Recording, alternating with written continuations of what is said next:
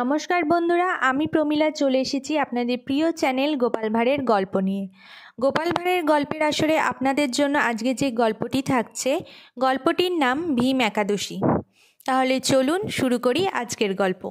গোপাল একাদশী করত। তার একাদশী করা অভ্যাস। গোপাল একাদশীর দিন সন্ধেবেলায় প্রসাদ খেত, লুচি মিষ্টি নানাবিধ ফল সহকারে। সেদিন যেন মহোৎসব লেগে যেত। গোপালকে ওভাবে একাদশীর দিন ভোজন করতে দেখে তার এক চাকর বলল, সামনের তারিখ থেকে আমিও একাদশী পালন করব বাবু। আমার একাদশী করার খুব ইচ্ছে। আপনি যদি আদেশ দেন আমি একাদশী করব। আমার খুব ইচ্ছে। গোপাল মুচকি হেসে বলল, খুবই ভালো কথা, এই তো চাই। একাদশী করা সকলের উচিত। দেহের উপকার তার সাথে মনেরও সাত্ত্বিকভাবে সাধনের জন্য একাদশী সকলের করা উচিত। পরবর্তী একাদশীর তারিখে সকাল থেকে গোপালের সঙ্গে অভুক্ত রইল সেই চাকর।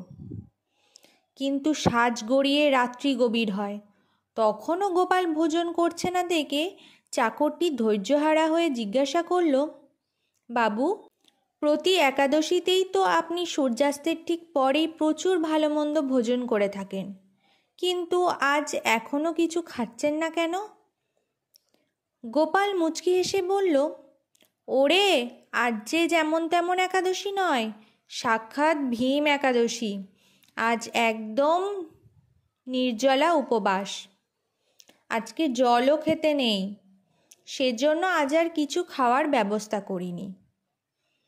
গোপালের চাকর হাই হাই করতে লাগলো। এমন হবে জানলে কি সে একাদশীর নাম মুখে আনতো? পেট যে চো চো করছে। সেই থেকে চাকর আর কোনো দিন একাদশীর কথা মুখে আনলো না ভুলেও। গোপালও মুচকি হেসে মনে মনে বলল, আজ বেশ ভালো রকম জব্দ হয়েছে, আর কোনো দিনও একাদশীর কথা মুখেও আনবে না।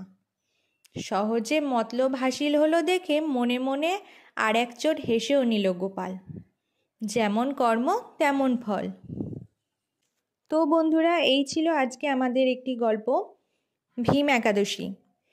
গল্পটি যদি আপনাদের ভালো লেগে থাকে অবশ্যই একটি লাইক শেয়ার কমেন্ট করবেন, এবং চ্যানেলে যদি নতুন হয়ে থাকেন চ্যানেলটিকে সাবস্ক্রাইব করে আমার পাশে থাকবেন।